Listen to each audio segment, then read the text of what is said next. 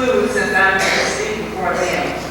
And I talked to George, who's the oldest son, George Jr. He's probably the quietest of the six of us. But he remembered the most stuff. So I guess being quiet has its benefits. So he seems to have the best memory. Me and my sister Wendy was also very quiet. And George recalled that Daddy always had something to sell. And people who were in the congregations where he worked, they know he was always selling something. He sold shackling, he sold security bars, and he sold fire extinguishers. So George said that one year when he was selling fire extinguishers, he called George and he said, George, I got a plan. He said, I tell you what we need to do. One Sunday, somebody needs to start a fire in the pulpit. And I'll run over and get one of those fire extinguishers and put it out. And he said, everybody at KT will buy one of those fire extinguishers. I'm thankful for my brother George and his wonderful wife, Vera, and we share her grief because we are part of the Weston family also. George also said there's another story about a goat. Sometimes when Dad would preach, he wouldn't get money, but he would get paid in vegetables and fruits. Well, one year, he took all of us with him. And it was somewhere down in Oklahoma, I think, or Texas, and they paid him with a live goat. And so Dad had to get the goat back to Oklahoma City. So he put the goat in the back seat of the car, and all of us rode back to Oklahoma City with a live goat in the back of the car. He had a strong work ethic, and as his children, he passed that on to us. Carlton said that Dad really didn't think he was anybody special. He was always a very humble man. He had no malice in his heart. My sister Muriel, Carlton's wife, said one thing she remembers, and she called him her little sweetie, was that Dad could get angry, but he really didn't have a mean bone in him. He had no vindictiveness in him. People would hurt him, and it was over. You would never ever see him or hear him mention it again. And I hope that he has passed that quality also on to us. But Carlton was always trying to get Daddy to merchandise. You know, Carlton is the business person in the family. And he didn't like the quality of Dad's taste, because sometimes you get them and they wouldn't have anything on them. Or sometimes they would have the wrong sermon and the wrong label on them.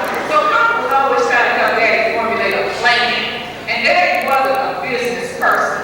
But Carlton would try to get him to get the computer literate. And he put him on the internet for a while. He's always trying to get him to let him promote his tapes and his books with an eye for money.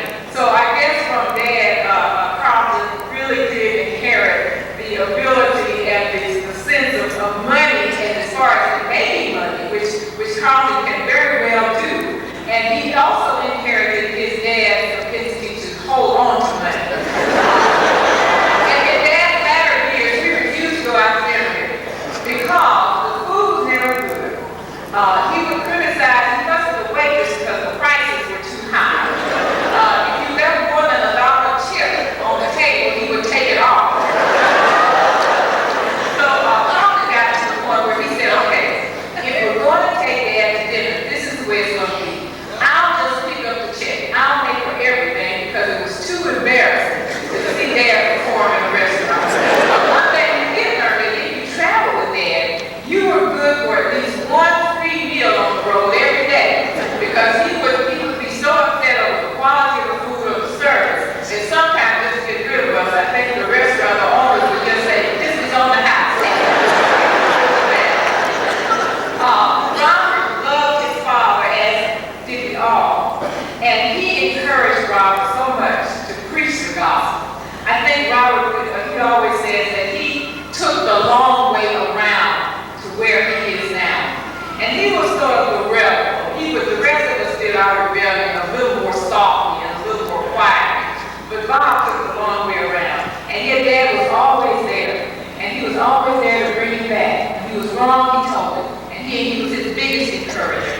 And he was so proud of Bob that he was the one son he had that preached the gospel of Christ.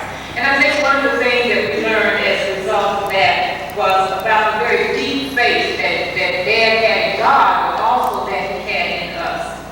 Gwyneth is also very quiet. And she told me that Dad told her a story that none of us had ever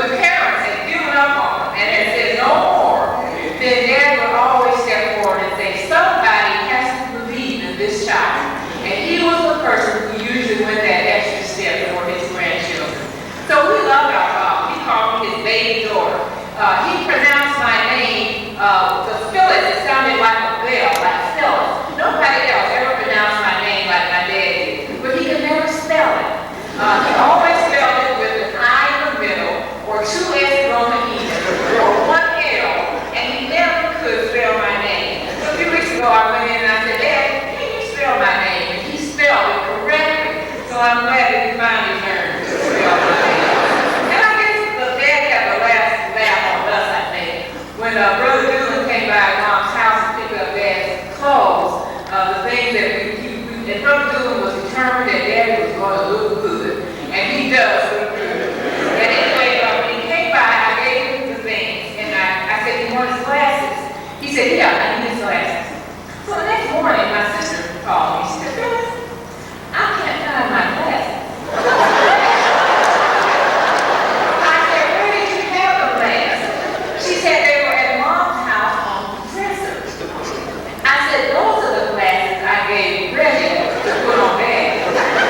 So we called Reggie, and I told him, I said, "What we'll do, we will go to the mortuary, we'll peep over in here, and if those are your glasses, we'll just take them off of Dad, put them on you, and put his right glasses on him." But we're glad that Brother Drew stepped in and helped us sort out that. I wrote a poem a little while back. I put it dedicated to my husband, and I wrote it in 3 parts. The third part was to my boys, but the second part was to my dad. And it's sort of talking about all the wonderful men that have been in my life, those that I was born to the family, I was born to the family I created, the men that I work and worship with. So I want to share with you just the last part of that. The first part is very personal, but just the last part of it. Dad, I guess you just didn't know what the researchers said. I guess you didn't believe all the things you read. How that every black man had been robbed of his soul, stripped of his honor, and lost all control. For you always stood tall, as many before, our protector, our provider, and oh, so much more. So here I stand with this pen in my hand, trying hard just to understand. And the tears will flow when we see your face on the shelves. But we're strong, thanks to you. We can take care of ourselves. Do we still want you back? In a way, of course we do. But for now, we're just thankful to have been a part of you. Beautiful sunshine here. What a beautiful day to bury my father. Our family has lost the king. We saw our father as a king, someone that we nearly worshipped. He was my hero. I don't know of any other man on earth that I would have preferred to be my father than G.D. Holt. He's opened doors for me and has helped me in my ministry far beyond any words that I could express. I'd like to just say a few things about him that come to mind that he probably has not shared with you. Generally, when you talk with my father, he spoke sermonically. By that I mean he was always thinking of a sermon. He could make a sermon out of one word. And preachers wrong as Phyllis did.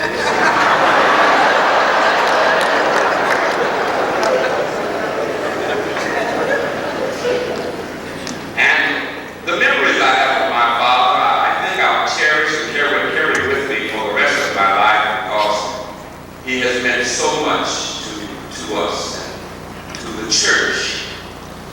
And if there's one thing that I can say about him that I knew for sure, he loved my mother. He loved his children. But I believe above all else, he loved the church. The church came before the mother. It came before the children. The Lord has neglected to give us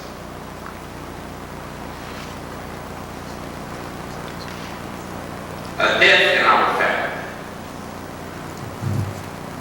for nearly 38 years. We lost our brother in 1960.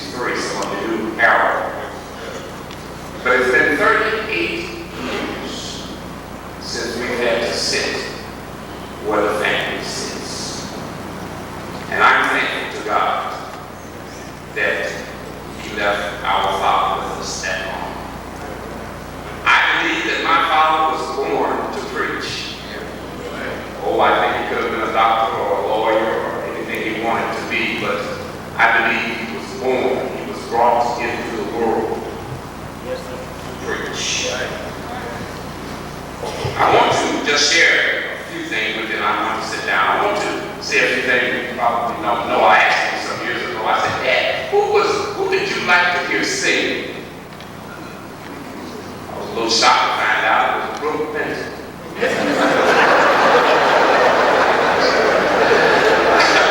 I thought that was kind of lame, but it was Brooke Benton. Dad had three things he liked to do. He liked to preach, fish, and eat. And then he liked to eat, fish, and preach. I'm not sure whether or not I want to say this, but I'll say it anyway. He had some dear friends that I want to just say a word to you. I think his best friend on the earth, the man he loved, two men. One of them is my brother, Clive. He loved Clive like his own brother. He looks like Clive a little bit. I think that's why they got along. He loves Shelton Gibbs. Junior was his favorite preacher. No doubt about it. He and possibly R.I.P. I believe he loved to sit and listen to Shelton and to Brother Holt. He just got great joy with those relationships. And so the last conversation that we had was a week ago today. I called him from Gary and I said, Dad, I just got out of my Bible class this morning. I said I wanted to just call and see how you were doing and to speak with you a little while, and we talked and chatted a little bit. I said, now Dad, you're on to speak at the National Lectureship in Miami. Did you know that? He said, yeah. I said, now if I have to come down and get you and take you to Miami, I'll do it. These were his last words to me. He said, come on down, son, and smile and laugh in his statements. I'll never, ever forget that conversation. 1923, and wrote to come to the city to dinner at Delta Holt. He was the second oldest of 6 children. He was educated in the public school of Nashville, Tennessee, and later at Holt Christian Institute, and then was the runner of Southwestern Christian College. He began preaching as a boy. He continued to preach until he became ill in late 2000. He held full-time preaching positions in Toledo, Ohio, at the former Van Street congregation, which is now the Glass City congregation. We have members of that congregation here, and I'd like you to stand.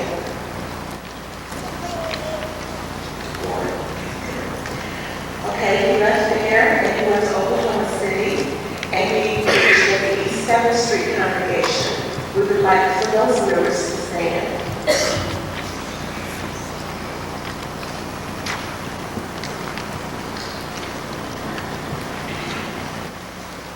And then he began serving the longest of any of the congregations where he was over 30 years at the Kingsley Terrace Church of Christ in Indianapolis, Indiana. We would like to use it.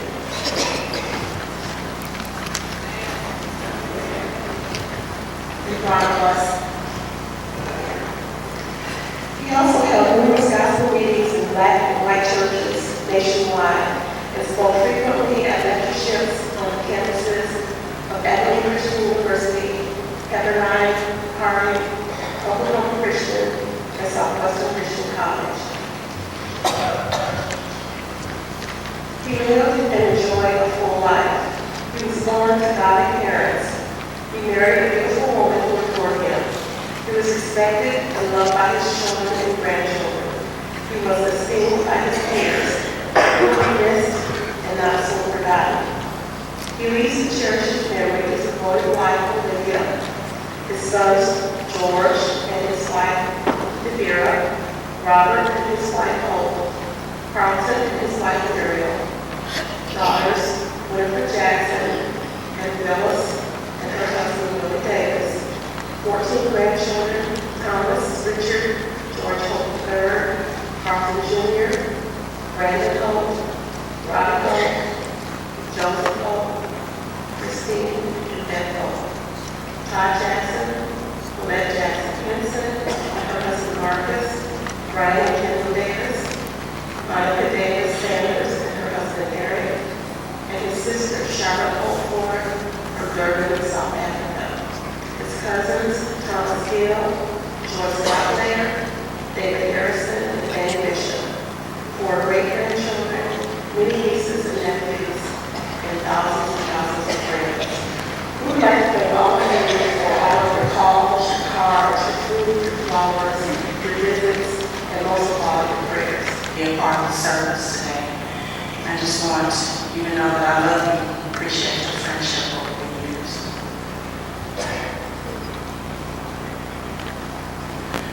The storms of life will blow. They're sure to come and go. They meet us all at a time when we're calm and doing fine. But the captain of my soul is always on board. He rocks me in his arms while riding through the storm. While riding through the storm, Jesus holds me in his arms. I am not afraid of stormy winds nor the waves. An honor and an opportunity to be included in the program. I always say that death, birth, marriages are critical, significant times in families' lives. And I consider it a high calling for a family to ask me to participate in either of those type of events. So I'm honored that Sister Holt and the family saw fit to call upon me to be a participant. This is a significant event, and the significance of the event is not lying in the event itself. Because what I'm hearing is Holt represented what a lot of us believed in and stood for. And he indeed was a standing bearer for us, symbolizing what we are about. Your friend is something that's hard to find. Friendship is sort of elusive. People are generally your friends as long as you agree with them. But when you disagree, friendship has ended. But I can certainly say that over 50 years, I had a friend in G.P. Holt. In Indianapolis, many times you can call and I would preach in meetings, and Arkansas and wherever I've been, G.P. was always there. Many times I would call and ask about a meeting, and Bob would tell me, you know, I don't know what I can drive. You know, Philip don't drive.